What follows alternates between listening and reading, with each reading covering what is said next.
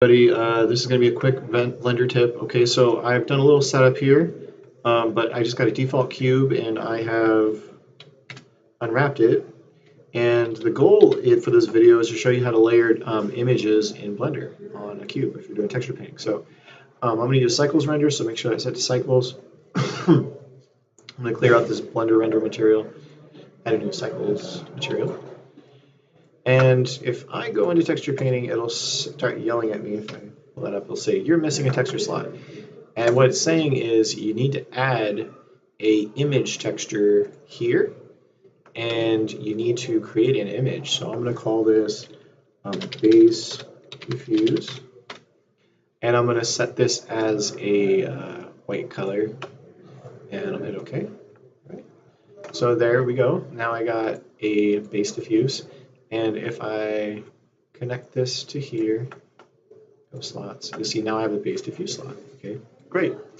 Now what I want to do is layer different things. So I'm going to add another image slot, image texture, and I'm going to go here, and I'm going to add a detail diffuse, and I'm going to set this equal to this is really important. You got to make sure that the alpha is it's a transparent layer. Okay, so I'm going to go here and I'm just going to drag that down, and from blank, oh,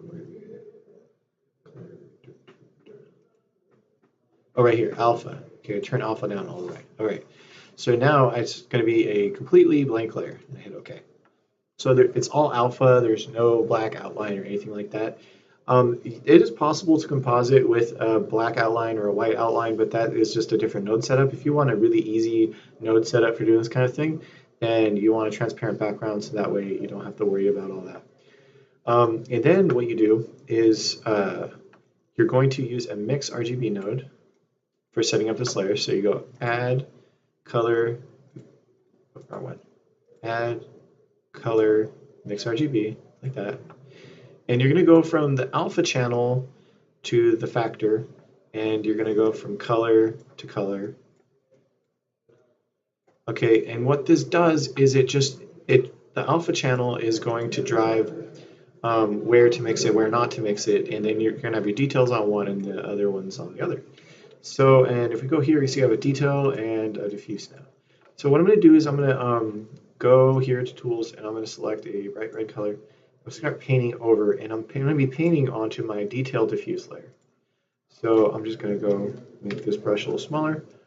1, 2, 3, 4, 5, 6, like that. Okay.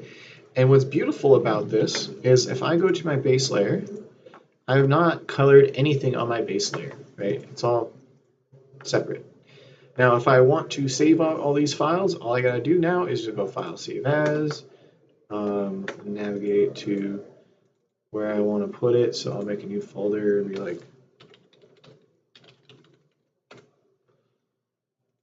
I'll just save that there, and then I'll go open up my base material, and I'll go save that, or my base texture, save that there. And now I have these two, and it's like a non-destructive way. Now, if I want to add more stuff, so like let's say I did this a long time ago, it's like, well, I want to add something, but I don't want to mess up my original numbers. That's okay. I'll just add a new layer. So I'll go add, and I'm going to add an alpha channel 1, and I'm going to call it detail 2 underscore diffuse. Like that. Hit OK. I'm going to add a image texture node, and I'm going to do the same exact thing I just did, only now I'm going to be going from here. Oh, and then I need to mix RGB node, so I'll just select this. Bring it in. Okay. So I'm going to have, again, the alpha drive the factor, and the color go into there, and then this color goes into there, and this goes into there. Okay. With my slots, okay, I go here and select detail 2, and now I got a detail 2 layer. So now I'm going to select my detail 2 layer. I'm going to go get my nice yellow color, bring it up to a blue, oil effects versus material. All right. So now I'm going to go here and go into my bright yellow color. Right on the corners here.